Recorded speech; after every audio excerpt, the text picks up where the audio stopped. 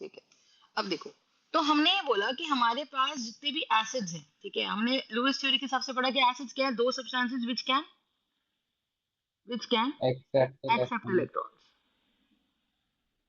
और बेसिस क्या है, विच कैन डोनेट इलेक्ट्रॉन।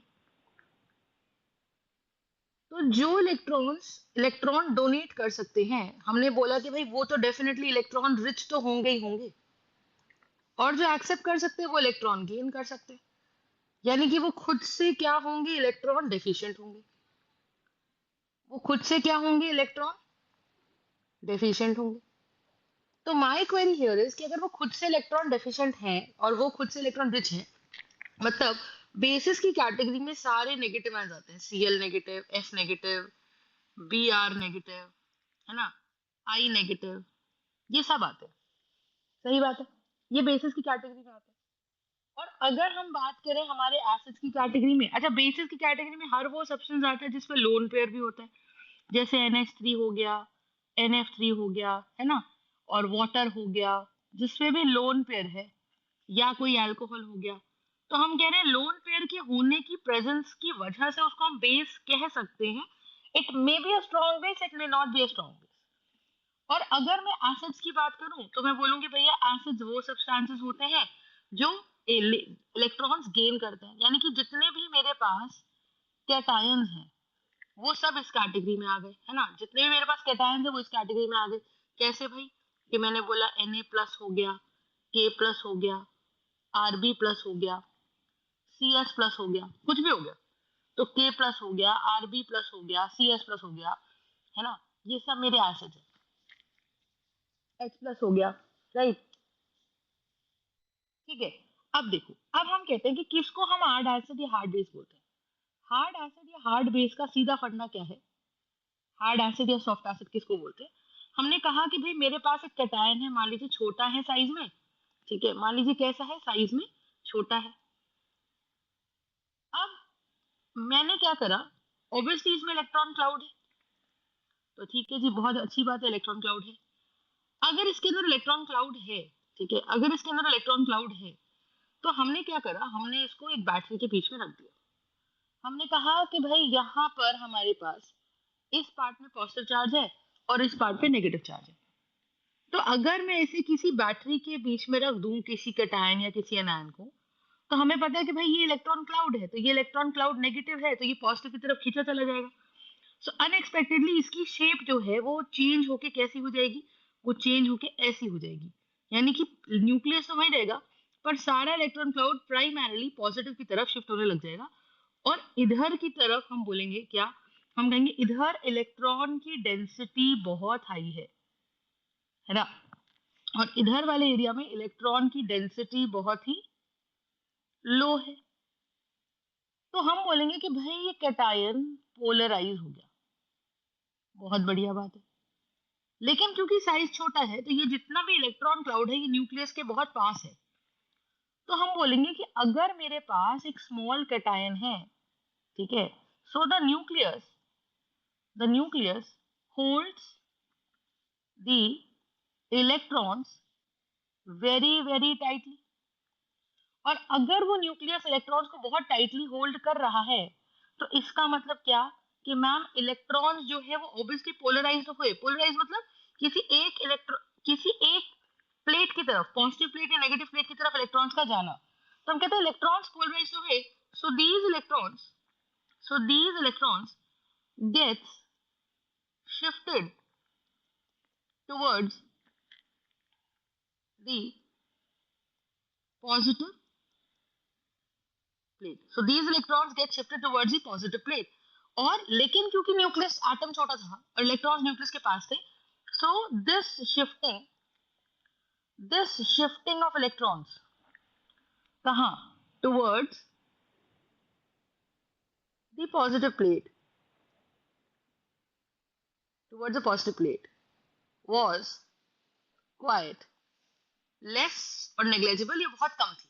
यानी कि हम बोल सकते हैं कि अगर मेरे पास स्मॉल कैटायन है तो उसका पोलराइजेशन थोड़ा सा डिफिकल्ट है, क्योंकि स्मॉल होने के कारण उसने अपने इलेक्ट्रॉन्स को बहुत टाइटली पकड़ा हेंस वो एक हार्ड कैटायन है, हेंस वो एक हार्ड एसिड है, क्योंकि हर कैटायन एसिड होता है। एसिड वो होता है जो एक्सेप्ट करता है इलेक्ट्रॉन्स को। तो अगर कोई चीज इलेक्ट्रॉन्स को एक्सेप्ट करती है, इसका मतलब कि भाई वो इलेक्ट्रॉन डेफिशिएंट है। पर हार्ड एसिड का क्या कैटेगरी है? हार्ड एसिड का मतलब जिसका साइज छोटा है, और साइज छोटा होने के कारण क्या होगा मुझे बताइए। ठीक है, साइज छोटा होने के कारण क्या होगा मुझे बताइए, कि भाई हमारे पास मैम यहाँ पर, polarisation so defect. basically on the ease of polarization, whether a certain substance whether a certain substance can be easily polarized or not polarized, हम इसको बोलते हैं कि भाई वो हार्ड है। ठीक है, इसी तरीके से अगर सोचो, इसी मेटल प्लेट के बीच में, ठीक है, इसी तरह से आप सोचो, इसी मेटल प्लेट के बीच में, ठीक है, ये आ गया, और ये मेरे पास क्या आ गया, पॉजिटिव चार्ज, और ये आ गया, और ये मेरे पास आ गया नेगेटिव चार्ज। इसके बीच में मैंने एक बड़ा एटम रख दिया जिसपे डेफिनेटली, जैसे कि सीजियम प्लस। तो आप अगर ध्यान से देखो तो हमारे पास क्या होता है, lithium plus, potassium plus, rubidium plus, caesium plus. तो डाउन द ग्रुप जाते हैं एच प्लस। तो डाउन द ग्रुप जाते तो एटम्स का साइज बढ़ता है। तो एटम का साइज बनता है, सीजियम तो बहुत बड़ा कैटायन है, फ्रांसियम प्लस वो तो और भी है। बस फर्क ये है कि हम फ्रांसियम को इसलिए नहीं पढ़ते because it is radio active, it is radio active. तो हम इसको इसलिए नहीं पढ़ते बिकॉज क्योंकि हमें पता है इसकी लेस हाफ लाइफ है, इसकी लेस हाफ लाइफ है, तो उसको नहीं पढ़ते। इसलिए हम कहते हैं जी सीजियम बहुत बड़ा है। और सीजियम बड़ा तो है पर न्यूक्लियस जो है वो तो छोटा सा ही है। तो हम कह रहे हैं कि सीजियम के जो इलेक्ट्रॉन्स है वो दूर दूर तक अवेलेबल हैं, और दूर दूर तक जो अवेलेबल है तो उन तक फोर्स ऑफ अट्रैक्शन थोड़ी सी कम है। फोर्स ऑफ अट्रैक्शन अगर कम है, तो जैसे ही हमने इसको प्लेट के बीच में रखा तो इसकी शेप जो डिस्टॉर्ट हुई, वो कैसे डिस्टॉर्ट हुई? हम कह रहे हैं मैम इसकी शेप बहुत ज्यादा डिस्टॉर्ट हुई। कैसे? इसकी शेप डिस्टॉर्ट हुई ऐसे, बहुत ज्यादा शेप डिस्टॉर्ट हो गई, और इसकी शेप हमको डिस्टॉर्ट होके मिल गई कुछ इस तरीके से, बहुत ज्यादा। और न्यूक्लियस के अंदर इलेक्ट्रॉन्स की डेंसिटी, थोड़ी ड्राइंग खराब हो गई है, पर इलेक्ट्रॉन डेंसिटी बहुत ज्यादा हमारी एक कोने में। अच्छा, पहली बात ये होती है कि बच्चा ये सोचता है कि मैम यहाँ पे जो इलेक्ट्रॉन डेंसिटी है हमारी, वो एक कोने में कैसे जा रही है। तो मैं बच्चों को ये बोलती हूँ कि electron more than a particle acts like a wave. तो पार्टिकल से ज्यादा वो एक वेव के जैसा काम कर रहा है। तो वेव तो कहीं भी जा सकती है ना। तो दूसरी बात, इसको ऐसे भी समझ सकते हैं हम लोग कि भाई मान लो मैंने बोला कि भाई अगर पी ऑर्बिटल है, पी ऑर्बिटल है, तो ये जो पी एक्स का ऑर्बिटल बनाया है मैंने, ये वाला पी एक्स का, ठीक है, ये जो पी एक्स का ऑर्बिटल बनाया है, इस पी एक्स के ऑर्बिटल का हाल क्या है? इस पी एक्स के ऑर्बिटल का हाल ये है कि मैम अगर ऐसा हो तो कुछ इलेक्ट्रॉन डेंसिटी पी एक्स वाले लोब में है, कुछ इलेक्ट्रॉन डेंसिटी पी वाई वाले लोब में, ऐसे बोलते हैं। लेकिन अगर मैंने इसको मेटल प्लेट्स के बीच में रख दिया, बैटरी के बीच में रख दिया, तो हम ऐसा कह सकते हैं कि सारी की सारी इलेक्ट्रॉन डेंसिटी भाई इस लोब से निकल के इस वाले लोब में आ गई। तो बेसिकली जिधर पॉजिटिव चार्ज है उधर ही इलेक्ट्रॉन डेंसिटी हमारी ज्यादा आ गई, हम ऐसा मान सकते हैं। समझ में आ गई? और यहाँ पॉजिटिव चार्ज आ गया और यहाँ नेगेटिव चार्ज आ गया।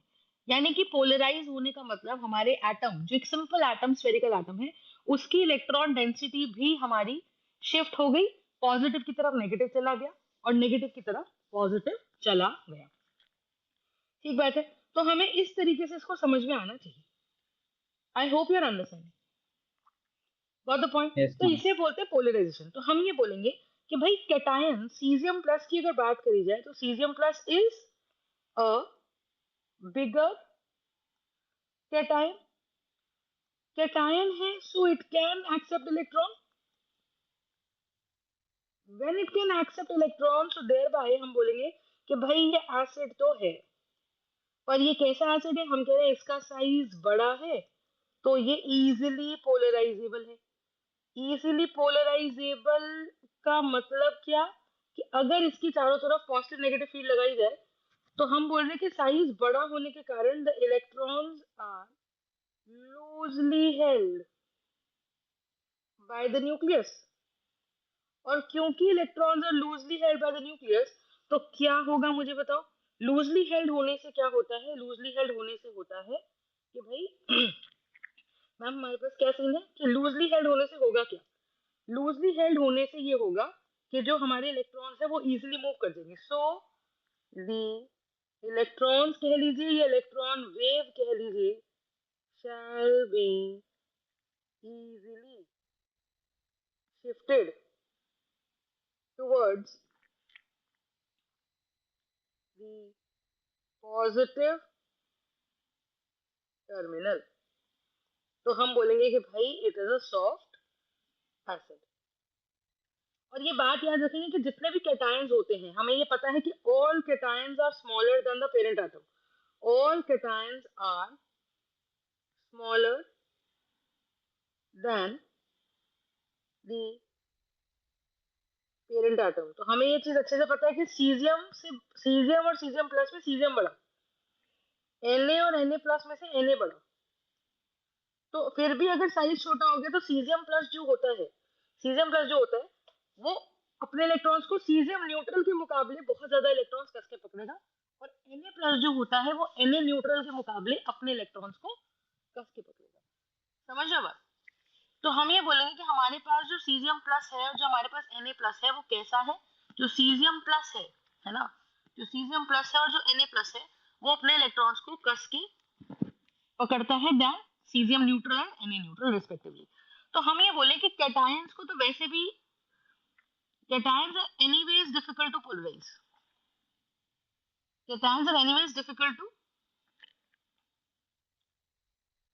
polarize, मतलब cations में से इलेक्ट्रॉन्स को चेंज कराना, उनकी डायरेक्शन चेंज करना, उनको एक कोने में इकट्ठा करना, ये डिफिकल्ट है। लेकिन हम कहें कि अगर फिर भी चलो हमने ट्राई करा, तो हम ये कंपेयर करेंगे कि छोटे कैटायन को पोलराइज करना और भी मुश्किल है देन अ बड़ा कैटायन। तो हम ये बोलेंगे कि एक बड़ा कैटायन और एक छोटा कैटायन पोलराइज करना दोनों को डिफिकल्ट है।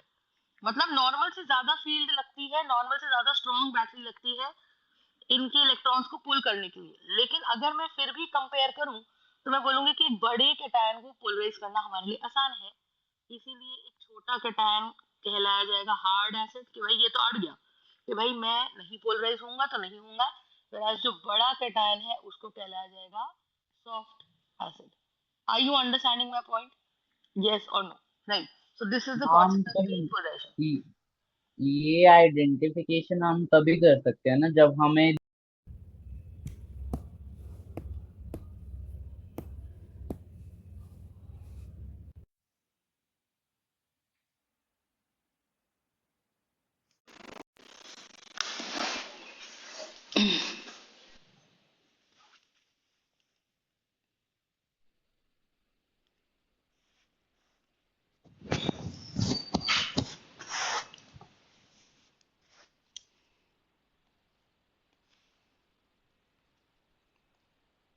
कार्बोनेट, ये सब के सब हमारे क्या हैं? ये सब के सब हमारे बेसिस है। अब कौन हार्ड बेस है और कौन सॉफ्ट बेस है, फिर वही वाली बात। तो अगर मैं बोलूं कि फ्लोराइड, क्लोराइड, ब्रोमाइड और आयोडाइड की बात करें, तो हमें पता है कि न्यूट्रल फ्लोरीन से तो ज्यादा ही स्ट्रॉन्ग है फ्लोराइड, है ना। तो हमें ये चीज अच्छे से पता होनी चाहिए कि जो एनायंस होते हैं they are bigger than the parent atom, है ना। और जो हमारे कैटायंस होते हैं they are smaller than the parent atom. तो हम ये कह रहे हैं कि यार F से बड़ा तो F नेगेटिव है, तो F नेगेटिव इतना साइज में है मान लो, और ये F नेगेटिव है, तो I नेगेटिव जो है वो और भी बड़ा है। तो सीधी सी बात है भाई, किसने अपने इलेक्ट्रॉन्स को कस के नहीं पकड़ा? आयोडीन ने, आयोडाइड ने। दिस इज आयोडाइड और दिस इज फ्लोराइड। तो फ्लोराइड ने कह रहा है जी मेरा साइज छोटा होने के कारण मेरा इलेक्ट्रॉन क्लाउड तो मेरे पास ही है, तो मैं अगर इसको बैटरी के पास रखूंगा भी, अगर एक एंड पॉजिटिव एक एंड नेगेटिव करूंगा भी, तो मेरे इलेक्ट्रॉन्स डेफिनेटली पॉजिटिव की तरफ जाएंगे तो सही, पर शायद से वो इतना पोलराइज नहीं हो पाएंगे। तो उसकी पोलराइज शेप ही मैंने अंदर बना दी। पोलराइज शेप का मतलब इसकी अगर शेप डिस्टॉर्ट भी हो गई तो ये शेप हल्की सी ही डिस्टॉर्ट होगी और ज्यादा डिस्टॉर्ट नहीं होगी। तो इफ आई से ये जो ग्रीन लाइन में बना रही हूँ, ये ग्रीन लाइन डिस्टॉर्टेड शेप दिखा रहा है कि इलेक्ट्रॉन्स की जो डेंसिटी है वो इधर की तरफ इकट्ठा हो गए। लेकिन अगर मैं बात करूं किसकी, मैं बात करूं कि भाई मेरे पास आयोडाइड है और आयोडाइड को भी प्लस और माइनस के रख दूं, तो आयोडाइड बहुत ज्यादा पोलराइज हो जाएगा और सारे इलेक्ट्रॉन्स के इस कोने में इकट्ठे हो जाएंगे और इस कोने में इलेक्ट्रॉन की डेंसिटी बहुत कम हो जाएगी। So this will be the area with less electron density and this will be the area with more electron density, क्योंकि आयोडाइड का साइज बड़ा। तो हम बोलेंगे क्या, हम बोलेंगे कि भाई मेरे पास जो बड़ा साइज का एनायन है वो सॉफ्ट बेस है, वो सॉफ्ट बेस है जो बिग है साइज में, है ना। और जो हार्ड है एक हार्ड बेस है, वो कैसा है साइज में, that is a small anion. Funda समझ में आ गया? तो बताओ, so this is what we did in the previous class. बताओ Fe+2 ज्यादा हार्ड है, Fe+2 ज्यादा हार्ड है, ठीक है, या Fe+3 ज्यादा हार्ड है? तो हम बोलेंगे कि भाई Fe+2 हमारा, अगर हम देखें तो Fe के कंपैरिजन में क्या होगा, मुझे बताओ कि Fe के कंपैरिजन में Fe+2 का साइज छोटा है Fe न्यूट्रल के कंपैरिजन में, सही है, लेकिन Fe+3 का साइज और भी छोटा है, सही बात है। और अगर Fe+2 का साइज और भी छोटा है तो इसका मतलब क्या है? इसका मतलब सिंपल सा है कि ma'am Fe+3 is a hard acid, सही बात है। Why it is an hard acid? क्योंकि मैम कैटायन है, और Fe+2 और Fe+3 में से अगर हम बात करें तो Fe न्यूट्रल जो होता है वो तो Fe न्यूट्रल ही होता है। Fe+2 का साइज डेफिनेटली Fe न्यूट्रल से छोटा होता है, पर Fe+3 का साइज और छोटा होता है। तो हमने ये पढ़ा है कि larger the charge on cation, larger the charge on cation, ठीक है, larger, less is its polarisability. तो less is its size, less is its size and hence less polarisability, सही बात है, लिखते जा रहे हैं हम लोग। तो हम ये बोलेंगे कि मैम Fe+3 जो हो गया वो मेरा, Fe+3 वो मेरा एक हार्ड एसिड है in comparison to that of Fe+2। इसी तरीके से अगर मैं आपको बोलूं कि बताइए Pt+2 कैसा है, Pt+2, ठीक है। देखो अभी मैं ये नहीं कह रही कि Pt किस कैटेगरी में आता है, मैं अगर आपसे पूछूं कि Pt+2 ज्यादा हार्ड है कि Pt+4, तो आपको पता है कि जितना चार्ज ज्यादा उसकी हार्डनेस उतनी ज्यादा, उसका साइज उतना छोटा, तो वो लेस पोलराइजेबल है, तो वो लेस पोलराइजेबल है। तो हम बोलेंगे कि भाई Pt4 ज्यादा हार्ड, सही बात है। फिर हम इसमें बात करें, फिर हम इसमें बात करें कि अगर मैंने सिमिलरली आपको क्या बोला, मैंने आपको बोला कि भाई मेरे पास है क्या, मेरे पास है Sn+2 और एक मेरे पास है Sn+4, तो ज्यादा हार्ड कौन, Sn+2 या Sn+4? तो हम बोलेंगे कि Sn+2 is less hard and Sn4 is more hard, सही बात है। तो ये आ जाएगा मेरे पास, is going to be Sn+2 and Sn+4, है ना, क्योंकि फिर से Sn+4 का साइज बड़ा, तो पोलराइजेबिलिटी उसके अंदर कम। ऐसे ही अगर मैं पूछूं कि H+ का बताओ, hydrogen, lithium, sodium, potassium, rubidium, caesium, ये क्या लिखा है मैंने? नेक्स्ट केस में ये मैंने जो लिखा है, this is actually group 1। Group 1 का मतलब ये अल्कली मेटल्स हैं। तो जब ये मेरे अल्कली मेटल्स है तो हम इसमें एक सिंपल सी बात समझें, क्या, कि मैम H+ से लेकर K+ तक ये सब हार्ड एसिड्स की कैटेगरी में आते हैं, ठीक है। और रुबीडियम और सीजियम जो होते हैं ये साइज में बड़े हैं, so they are classified as soft acids. अब ये बातें हमको याद रखनी है कि ग्रुप 1 में हाइड्रोजन, लिथियम, सोडियम, पोटेशियम, ये दोनों, ये सब हार्ड एसिड की कैटेगरी में। इनमें भी क्या होता है, आप सोचो कि भाई H+ भी हार्ड है, लिथियम+ भी हार्ड है, मतलब उसको पोलराइज करना मुश्किल है, Na+ भी पोलराइज करना मुश्किल है, और K+ को भी पोलराइज करना मुश्किल है। तो हम बोले कि सब हार्ड है, लेकिन इनमें से भी ज्यादा हार्ड कौन है, जिसका साइज बहुत छोटा है? तो हम कह रहे हैं जी H+ वेरी हार्ड, लिथियम थोड़ा कम हार्ड है, लिथियम से कम हार्ड Na+ है, और सबसे कम हार्ड K+ है। मतलब मैं ऐसे बोल सकती हूँ in comparison to Na+, K+ थोड़ा सॉफ्ट है, लेकिन है सारे हार्ड ही। अगर मैं आपसे पूछूं कि भी K+ किस कैटेगरी ऑफ एसिड में आता है, तो आप बोलोगे कि मैम ये सब हार्ड ही है। ऐसे ही अगर मैं ग्रुप 2 एलिमेंट्स की बात करूं, तो ग्रुप 2 एलिमेंट्स जो हमारे होते हैं, जिनको हम बोलते हैं alkaline earth metals. Alkaline earth metals की अगर बात की जाए तो हम क्या बोलेंगे? बेटा, मांगे, कार, स्कूटर, बाप, राजी, ये होता है ना। बेरिलियम+2, मैग्नीशियम+2,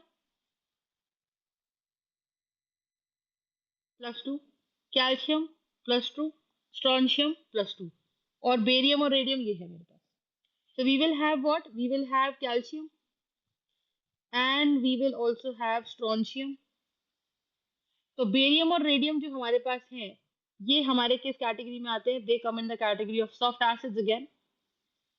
और जो बेरिलियम, मैग्नीशियम, कैल्शियम, स्ट्रोंशियम है, they come in the category of hard acids. They come in the category of hard acids, ठीक है। तो ये चीजें अपने को याद रखनी है। ऑल्सो हमें क्या याद रखना है कि जितने भी ऐसे एलिमेंट्स हैं या जितने भी ऐसे आयन्स हैं जिनकी कॉन्फ़िगरेशन D0, D1, D2 है, they come in the category of hard. They come in the category of hard acids, जैसे कि स्कैंडियम +3 है ना। तो इसकी कॉन्फ़िगरेशन जो आप लिखोगे तो ये आ जाएगा D0 की कैटेगरी में। लिख के देखिएगा, आपको समझ आएगा। Titanium +3, vanadium +3। तो +3 कॉन्फ़िगरेशन पे, चार्जेस पे, ये हार्ड की कैटेगरी में आते हैं। और देखो एल्यूमिनियम, तो हमारे पास कौन कौन से एलिमेंट्स हैं? ग्रुप 13 पे आते हैं। तो बोरॉन, बैंगन, आलू, गाजर, इन, थैला। कुछ बच्चों ने इसका एक और नया बनाया, कहते हैं बाल गए इंसान टकला, ऐसे भी कुछ करके बनाया, ठीक है। तो जैसे जैसे बनते जा रहे हैं मैं बताती जा रही हूँ। तो ये कैसे है? बोरॉन जो है वो बॉर्डर लाइन पे, बोरॉन का केस बड़ा स्पेशल है, ठीक है। So boron is on border line. ये कभी हार्ड की तरह बिहेव करता है, ये कभी सॉफ्ट की तरह बिहेव करता है। बोरॉन का कुछ हम क्लासिफिकेशन ऐसे डाल नहीं सकते। मैम अब देखो, अब यहाँ पे हमारे पास क्या चीज है, देखो। तो aluminium +3, gallium +3, they again come in the category of hard acids. They come in the category of hard acids, ठीक है। इंडियम +3, थेलियम +3, सॉफ्ट एसिड्स, ठीक है। तो हमें ये पता होना चाहिए कि भाई हमारे पास अगर कोई कैटायन है तो ग्रुप 1 का हिसाब अपने को पता है, ग्रुप 2 का हिसाब अपने को पता है, ठीक है। सो इस तरीके से हम इसको करेंगे, सही बात है। अब आप देखो, अगर हम एनायंस की बात करें तो एनायंस में हमको ये पता है कि भाई अगर मैंने बोला कि मेरे पास है O-1, अगर मैंने बोला कि मेरे पास है O-1 और एक मैंने बोला कि मेरे पास है O-2, तो 1 इज O-1, O-2। तो मेरे को पता है कि O जो है उसमें 8 प्रोटॉन्स इक्वल टू 8 इलेक्ट्रॉन्स हैं। तो हम बोल रहे हैं जी एक इलेक्ट्रॉन के ऊपर लगभग लगभग एक प्रोटॉन की फोर्स ऑफ अट्रैक्शन पहुंच रही है। लेकिन यहाँ न्यूक्लियस में प्रोटॉन्स वही रहे, पर एक -1 चार्ज का मतलब एक इलेक्ट्रॉन बाहर से आ गया। तो हम बोल रहे हैं जी 9 इलेक्ट्रॉन्स है मेरे पास, पर 8 प्रोटॉन्स है, तो ये इक्वल नहीं है। तो एक इलेक्ट्रॉन पे फोर्स ऑफ अट्रैक्शन 8/9 प्रोटॉन्स की जाती है, 8/9 प्रोटॉन्स की।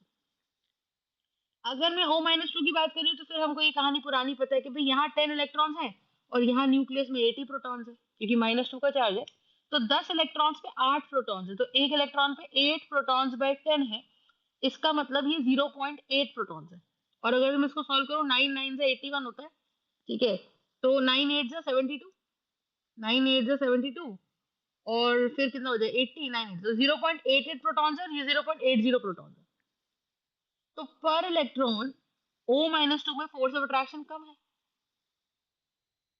पर इलेक्ट्रॉन O-2 पे फोर्स ऑफ अट्रैक्शन कम है। और अगर फोर्स ऑफ अट्रैक्शन कम है, इसका मतलब क्या है कि मैम O है, O-1 है और O-2 है। तो O-2 का सीन क्या है, मुझे बताओ, बोलो। O-2 का सीन क्या है कि ma'am we have O-1 and we also have O-2। तो इसके अंदर इसका साइज बड़ा है। तो एनायंस के केस में हम बोलेंगे जिसका साइज बड़ा है वो अपनी न्यूक्लियस से दूर हो गया और उसके इलेक्ट्रॉन्स पे फोर्स ऑफ अट्रैक्शन कम हो गई। और क्योंकि उसके इलेक्ट्रॉन्स पे फोर्स ऑफ अट्रैक्शन कम हो गई, तो अब अगर उसके पड़ोस में कोई पॉजिटिवली चार्ज स्पीशी आएगी तो वो उसके इलेक्ट्रॉन्स को खींचने में बड़ी सक्सेसफुल रहेगी। समझ में आई? और अगर वो सक्सेसफुल रहेगी तो हम कह देंगे कि भाई उस पॉजिटिव स्पीशी ने इस एनायन को क्या कर दिया, उस पॉजिटिव स्पीशी ने इस एनायन को क्या कर दिया, पोलराइज कर दिया, ठीक है। उसने क्या कर दिया, इसको पोलराइज कर दिया, सारे इलेक्ट्रॉन्स यहाँ सेंटर में खींच लाए। तो इसकी शेप थोड़ी सी डिस्टॉर्ट हो गई।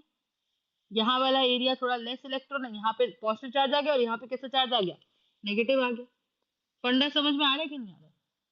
तो हम ये बोले कि हमारे पास O है, हमारे पास O-1 है और हमारे पास O-2 है, तो ज्यादा पोलराइजेबल इजी O-2 है।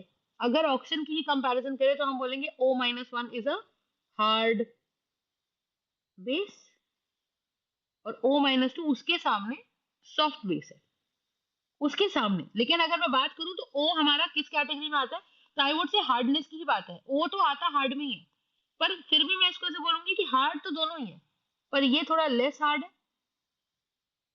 ये थोड़ा, ये हमारा लेस हार्ड है और ये हमारा मोर हार्ड है, लेकिन आते दोनों हार्ड की कैटेगरी में ही है। समझ रहे हो?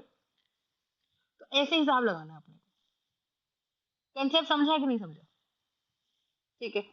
अब देखो, अगर हम किसी भी ग्रुप में डाउन द ग्रुप जाते हैं, whether I'm talking about group 15, whether I'm talking about group 16, whether I'm talking about group 17, तो हम क्या बोले कि भाई मेरे पास क्या है, मेरे पास है नाइट्रोजन, फास्फोरस, सल्फर, नाइट्रोजन, नाना पापा आंटी, सब बीमार, और सब पे -3 का चार्ज अगर मैं कंसिडर कर लूं, सबका ही एनायन कंसिडर कर लूं, ग्रुप 17 हैलोजेंस का होता है, वो क्या होता है, फ्लोराइड, क्लोराइड, ब्रोमाइड और आयोडाइड, है ना। तो डाउन द सीरीज जब हम जाते हैं, तो डाउन द सीरीज जब हम जाएंगे तो उसमें क्या होगा मुझे बताओ।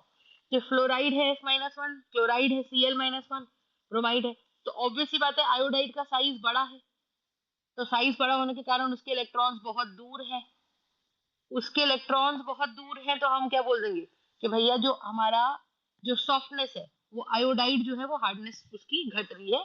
तो सबसे ज्यादा हार्ड कौन है, फ्लोराइड एंड क्लोराइड। तो इसमें हमको याद ये रखना है कि फ्लोराइड सबसे ज्यादा हार्ड, फिर क्लोराइड, फिर ब्रोमाइड, है ना, फिर ब्रोमाइड अपना, और फिर आयोडाइड। तो हमारे पास फ्लोराइड क्लोराइड एक्चुअली हार्ड की कैटेगरी में ही आते हैं, हार्ड बेसिस हैं ये। और हार्ड बेसिस होने का मतलब इनको पोलराइज करना इतना आसान नहीं है। आयोडाइड को हम सॉफ्ट बेसिस की कैटेगरी में ही लेते हैं, और ब्रोमीन को हम लेते हैं बॉर्डर लाइन पे। बॉर्डर लाइन का मतलब अभी समझाती हूँ क्या होता है। बॉर्डर लाइन का मतलब कि किससे ये कनेक्टेड है वो मैटर करता है। अगर ये हार्ड से कनेक्टेड है तो ये हार्ड हो जाएगा, अगर ये सॉफ्ट से कनेक्टेड है तो ये सॉफ्ट हो जाएगा। तो ब्रोमाइड जो होता है वो अपना नेचर के हिसाब से नेचर बदलता है, मतलब जैसा सामने वाला है ये उसके हिसाब से नेचर बदल लेगा। ऐसे ही अगर हम यहाँ जा रहे हैं हमारे पास, तो यहाँ पे हम जा रहे हैं तो क्या कर रहे हैं, हार्डनेस डिक्रीजेस, हार्डनेस डिक्रीजेस। अगर मैं ग्रुप 16 की बात करूँ तो ग्रुप 16 में हमारे एलिमेंट्स कहाँ कहाँ हैं।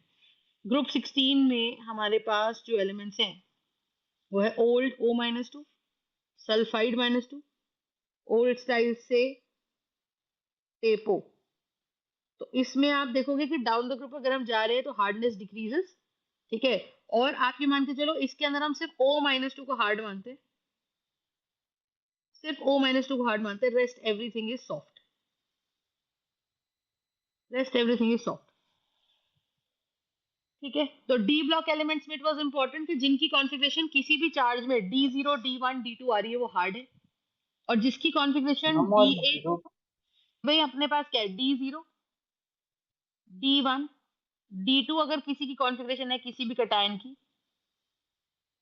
तो वो हार्ड है, और किसी की कॉन्फ़िगरेशन D8 D9 D10 है डी ब्लॉक एलिमेंट्स में किसी भी कटायन में, तो वो हमारे सॉफ्ट एसिड्स है। एसिड्स के लिए ये चीज थी, एक चीज हमारे पास ये थी। इतना समझ में आ गया तो बताइए।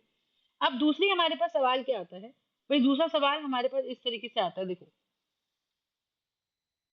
Can you see what I am writing now, which complex is stable. मुझे सिंपल पूछा गया कौन सा कॉम्प्लेक्स स्टेबल है, तो AgI2 ज्यादा स्टेबल है कॉम्प्लेक्स ए, या AgF2 ज्यादा स्टेबल है कॉम्प्लेक्स बी। तो मैंने क्या बोला, मैंने कहा देखो Ag प्लस, अब मुझे डेटा पता है, मुझे पता है Ag plus comes in the category of soft acid, और फ्लोराइड क्लोराइड ब्रोमाइड आयोडाइड बड़ा साइज में आयोडाइड है, तो आयोडाइड इजीली पोलराइजेबल है, तो आयोडाइड भी मेरा क्या है, एक सॉफ्ट बेसिस है, क्योंकि बेसिस डोनेट इलेक्ट्रॉन।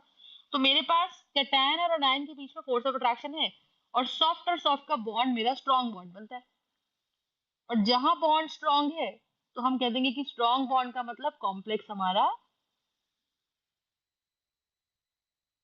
स्टेबल है। AgF2 की बात करते तो क्या है कि Ag प्लस तो सॉफ्ट एसिड है, लेकिन F नेगेटिव हमारा हार्ड बेस है, क्योंकि F नेगेटिव हमारा हार्ड बेस है, तो सॉफ्ट और हार्ड का बॉन्ड जो होता है वो वीक बॉन्ड होता है। और वीक बॉन्ड होने का मतलब अगर मैं चाहूँ हीट करके या किसी भी कारण से, तो मैं इस AgF2 के कॉम्प्लेक्स को बड़े आराम से तोड़ सकती हूँ। तो मेरे लिए स्टेबल कौन सा कॉम्प्लेक्स हो गया, तो हम बोलेंगे AgI2 overall -1 complex is stable then AgF2। Very simple, ये हम बड़े आराम से देख के बता सकते हैं। सही बात है। तो ये कॉन्सेप्ट अपने को बहुत अच्छे से समझ आना चाहिए कि भाई कौन सा कॉम्प्लेक्स स्टेबल है। ठीक है। अब जैसे मैंने आपको एक सिंपल सी बात बोली, एक और देखो क्वेश्चन। कई बार ऐसा क्वेश्चन आ जाता है, जैसे मैंने बोला कि भाई मेरे पास AgSCN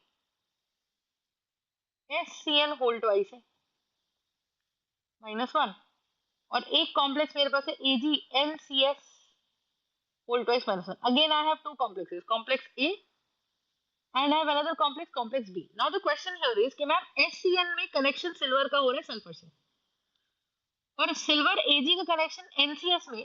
तो आइडियली अगर हम देखें कि भाई अगर मैं बोलूं कि भाई SCN है, SCN नेगेटिव बोले और कनेक्शन सल्फर से हो जाए मेटल के साथ, और वहीं उस मेटल के साथ कनेक्शन NCS से हो जाए, तो क्या हमने पढ़ा है कि SCN और NCS हमारा एक एम्बीडेंटेट लिगेंड है। It is an ambidentate ligand, and because it is an ambidentate ligand, तो अब बताओ कि ये एम्बीडेंटेट लिगेंड किसके साथ S से कनेक्ट करेगा और किसके साथ N से कनेक्ट करेगा। हम कह देंगे कि भाई अगर मेरे को मेटल बता दो, सल्फर कैसी साइट है, सल्फर एक सॉफ्ट साइट है हमारी लिगेंड की, तो ये एक सॉफ्ट बेस का काम कर रहा है सल्फर। और जो नाइट्रोजन है इसी का, वो काम करेगा एक हार्ड बेस का। तो हार्ड बेस चाहेगा कि भाई मेरा कनेक्शन हार्ड एसिड से करा दो, और सॉफ्ट बेस चाहेगा कि भाई मेरा कनेक्शन सॉफ्ट एसिड से करा दो। तो आप ऐसे समझो कि अब मैं अगर आपसे पूछूं कि A और B ज्यादा स्ट्रॉन्ग कौन है, तो AgSCN होल ट्वाइस में sulphur is connecting to Ag, whereas in AgNCS whole twice N is connected to Ag। तो Ag तो किस कैटेगरी में आता है, सॉफ्ट कैटेगरी में आता है। तो यहाँ सॉफ्ट और सॉफ्ट का बॉन्ड बन गया, क्योंकि सॉफ्ट और सॉफ्ट का बॉन्ड बन गया तो हम बोलेंगे ये स्ट्रॉन्ग बॉन्ड है। स्ट्रॉन्ग बॉन्ड का मतलब स्टेबल बॉन्ड, स्ट्रॉन्ग बॉन्ड का मतलब। मैम तो हमने जो कोऑर्डिनेट में निकाला था कि और हम डायरेक्टली भी बता सकते हैं, है ना। अब देखो तो मुझे समझ आ गया कि भाई Ag सॉफ्ट है पर N हार्ड है, तो ये बॉन्ड वीक है। तो हम समझ गए कि भाई ज्यादा स्टेबल कॉम्प्लेक्स क्यों है, क्योंकि हमने बहुत सारी चीजें पढ़ी कोऑर्डिनेशन में। हमने कहा कि अगर सेंट्रल मेटल एटम का चार्ज सेम है, तो फिर भाई आप लिगेंड देखो, लिगेंड स्पेक्ट्रोकेमिकल सीरीज में स्ट्रॉन्ग फील्ड लिगेंड है कि वीक फील्ड लिगेंड है, चेलेटिंग लिगेंड है कि नॉन चेलेटिंग लिगेंड है। पर मैं कह रही हूँ कि भाई अब की बार SCN और NCS का लगभग लगभग नेचर तो सेम ही है। ठीक है, और ये हमारा स्पेक्ट्रोकेमिकल सीरीज में भी सेम आता है, दोनों स्ट्रॉन्ग फील्ड है, मेटल का चार्ज भी +1 है। अब कैसे बताएं स्टेबिलिटी क्या है, तो अब हम इसका जो नेचर है वो हम हार्ड एंड सॉफ्ट के हिसाब से बताएंगे। तो Ag प्लस का चार्ज कैसा है, SCN नेगेटिव, तो S से कनेक्शन है, ये सॉफ्ट एसिड है, ये सॉफ्ट बेस है, सॉफ्ट सॉफ्ट का बॉन्ड स्ट्रॉन्ग है। ये सॉफ्ट एसिड है पर ये हार्ड बेस है, Hb मतलब हार्ड बेस, Sa मतलब स्ट्रॉन्ग एसिड, तो ये बॉन्ड हमारा वीक बॉन्ड है। और देयर बाय मेरा AgSCN whole twice is a stable compound than AgNCS whole twice। Very simple. तो इससे हमें हमारे कॉम्प्लेक्स की स्टेबिलिटी भी पता चल जाती है। ठीक बात है। अब जैसे एक सिंपल सी बात मैं आपको बताऊं, मुझे बोला जा रहा है कि बताओ जी H प्लस किस कैटेगरी में आता है। तो ध्यान रखना H माइनस जो है वो तो एक हार्ड नेगेटिव है ना, नेगेटिव मतलब इलेक्ट्रॉन रिच। इलेक्ट्रॉन रिच चीज क्या कर सकती है, अपने इलेक्ट्रॉन्स डोनेट कर सकती है, तो it's a base, it's basically a base. और अगर ये बेस है तो ये हमारा किस कैटेगरी की बेस में आता है, ये सॉफ्ट बेस में आता है, H नेगेटिव। वहीं अगर मैं H प्लस की बात करूं तो ये क्या है, ये पॉजिटिव है, ये इलेक्ट्रॉन डेफिशिएंट है। क्योंकि ये इलेक्ट्रॉन डेफिशिएंट है तो ये एसिड की कैटेगरी में आता है, और H प्लस एक हार्ड एसिड की कैटेगरी में आता है। तो मुझसे एक सिंपल सी चीज पूछी गई, क्या, मुझसे बोला गया कि बताओ इफ दिस रिएक्शन हैपेंस, तो what is the direction of this reaction. तो हमें पता होना चाहिए कि Hg जो होता है वो in any case, Hg should be in any case, बताओ कि क्या सॉफ्ट है कि हार्ड है? हमने कहा एच जी, चाहे Hg+1 हो चाहे Hg+2 हो, सॉफ्ट कैटेगरी में आता है। अब मैंने देखो क्या लिखा, मैंने कहा जी BH प्लस CH3Hg+, और मैं ऐसे रिएक्शन लिख रही हूँ, मैंने कहा BCH3Hg प्लस Hg+, ऐसा कुछ मैंने लिखा। अब मैं आपसे पूछती हूँ कि बताओ, ठीक है, अब आई हैव नो आइडिया कि भाई क्या चल रहा है ना, पर मुझे ये पता है कि यार कार्बन यहाँ H से जुड़ रहा है, समझ रहे हो, कार्बन यहाँ H से जुड़ रहा है,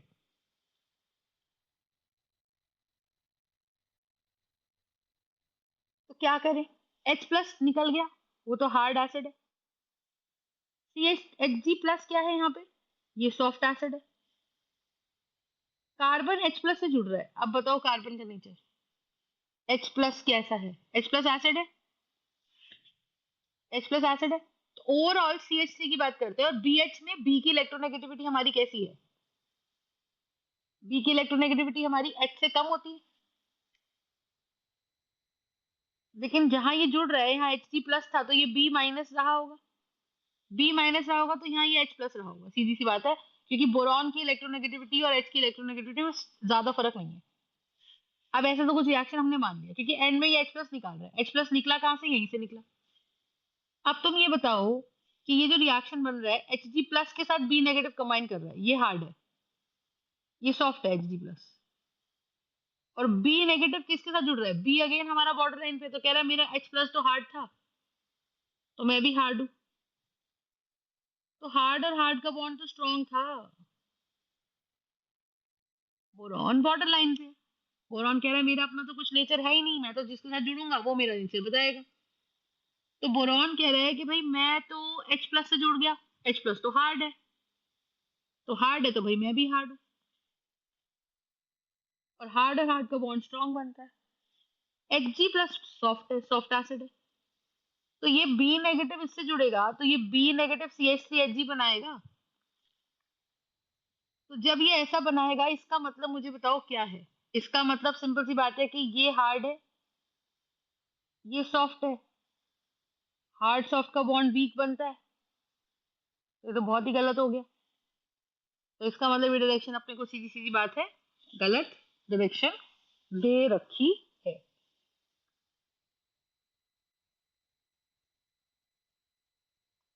ठीक है, तो अब अगर आपसे कोई पूछे कि भाई रिएक्शन की डायरेक्शन क्या है, तो हम कह देंगे ठीक है भाई बताओ कैसी डायरेक्शन है।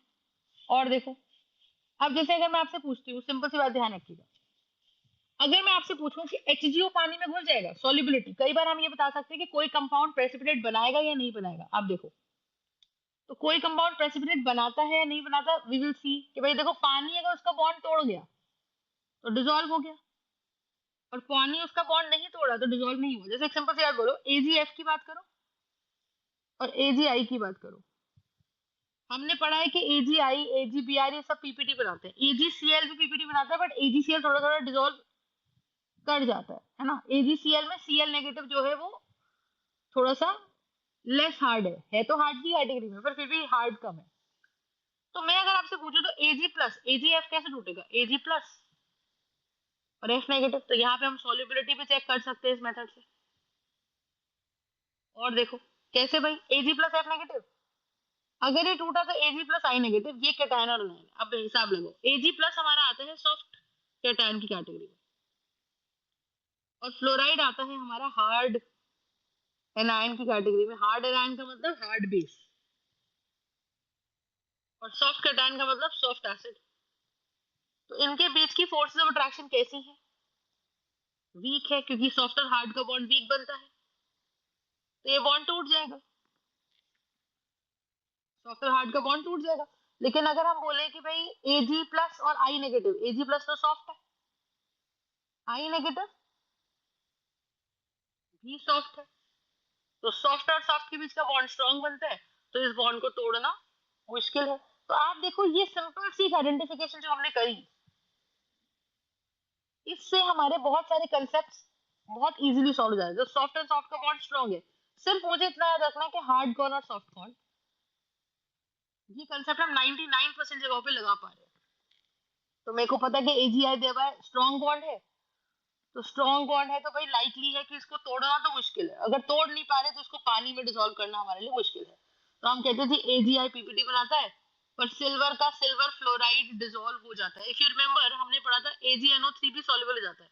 थोड़ा दिमाग लगाओ अगर NO3 का, तो NO3 का स्ट्रक्चर हमारे पास ऐसा रहता है। NO3 का स्ट्रक्चर हमारे पास कुछ ऐसा रहता है, और Ag प्लस इससे जुड़ता है।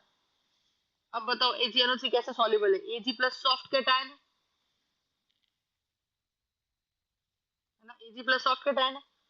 O नेगेटिव हमारे पास हार्ड एनायन है। हार्ड एनायन का मतलब it is a hard base, it is a hard base. Hard base होने का मतलब क्या, कि भाई सॉफ्ट और हार्ड का बॉन्ड वीक है। अगर सॉफ्ट और हार्ड का बॉन्ड वीक है तो दिस बॉन्ड शैल ब्रेक। तो पानी अगर इसे इधर खींचेगा और इधर खींचेगा तो पानी इसके बॉन्ड को तोड़ पाएगा, तो पानी इसको आयोनाइज कर पाएगा। हेंस हम क्या बोलेंगे कि जो AgNO3 है हमारा, वो एक तरीके से वीक बॉन्ड बना रहा है। वीक बॉन्ड है तो टूट जाएगा, तो पानी तोड़ पाएगा, तो पानी Ag प्लस को अलग करके अपने O नेगेटिव इसके चारों तरफ अरेंज कर पाएगा। और कोई भी चीज अगर पानी की स्पेसेस के बीच में टिक जाए तो हम क्या बोलेंगे कि NO3 नेगेटिव है, और ये हमारा यहाँ पे वाटर है, ऐसे हमारा वाटर है, ऐसे हमारा वाटर है। तो अगर पानी की स्पेसेस के बीच में कोई चीज टिक जाए तो हम क्या बोलेंगे बताओ? हम बोलेंगे कि भाई ये हमारा सॉल्यूबल है। इसी तरह से अगर हम बोलते हैं सिल्वर एसिटेट, एक और सॉल्ट होता है सिल्वर का, सिल्वर एसिटेट। अब देखो हम क्या करते हैं, हम एक सॉल्युबिलिटी टेबल पढ़ते हैं। अब आप सोचो आपके लिए सॉल्युबिलिटी टेबल याद करना और लॉजिकली याद करना कितना आसान हो जाएगा। तो जैसे अगर मैंने बोला सिल्वर एसिटेट, ये भी एक सिल्वर का सॉल्युबल सॉल्ट है। फॉर्मूला क्या बना? CH3COOAg। ये भी सॉल्युबल होता है, देखो कैसे, कैसे Ag प्लस है और CH3CO नेगेटिव का बॉन्ड कैसे है। तो ये मेरा क्या है? ये है सॉफ्ट एसिड, और ये क्या है? Hard base. सॉफ्ट एसिड और हार्ड बेस का बॉन्ड कैसा होता है? वीक। तो ये डिसॉल्व हो जाएगा, तो पानी के अंदर ये पीपीटी नहीं बनाएगा। सिंपल सी बात है। तो कोई भी सॉलिबिलिटी पूछ ले, जरूरी नहीं कि हमसे पानी में पूछा जाए। सिंपल एक क्वेश्चन बोलता है, कहता है out of HGO and HGS which is more soluble in HCl। तो कह रहा है जी बताओ HGO में अगर मैं HCl डाल दूं तो क्या होगा, और HGS में अगर मैं HCl डाल दूं तो क्या होगा। अगर आयंस में HCl तोड़ पाया उसको तो बहुत बढ़िया बात है। तो मैं कह रही हूँ Hg+2 है, Hg+2 है और O-2 है। यहाँ ये Hg+2 और ये S-2 है, तो हम यहाँ से क्या लॉजिक लगाए? एक प्लस टू एक -2। तो Hg+ तो हर हाल में सॉफ्ट होता है, O-2 हार्ड होता है। Hg+2 सॉफ्ट होता है, S-2 भी सॉफ्ट होता है। Sulphide is in the category of soft. तो सॉफ्ट सॉफ्ट का जो बॉन्ड है वो स्ट्रॉन्ग है। Hard hard soft soft bond strong, simple. और यहाँ पे सॉफ्ट हार्ड का बॉन्ड वीक है, तो जो बॉन्ड वीक है वो टूट जाएगा। तो इसके आयन एग्जिस्ट करेंगे तो कैटायन एनायन के साथ क्या बन जाएगा? HgCl2, ये डिसॉल्व हो जाएगा। और वाटर, और देखो वाटर में क्या बना? H+ कैटायन है और O-2, ये और बढ़िया बन रहा है। क्योंकि O के मुकाबले में क्लोराइड की अगर मैं बात करूं तो क्लोराइड फिर भी सॉफ्ट है, और H+ क्या है? Hard, hard acid.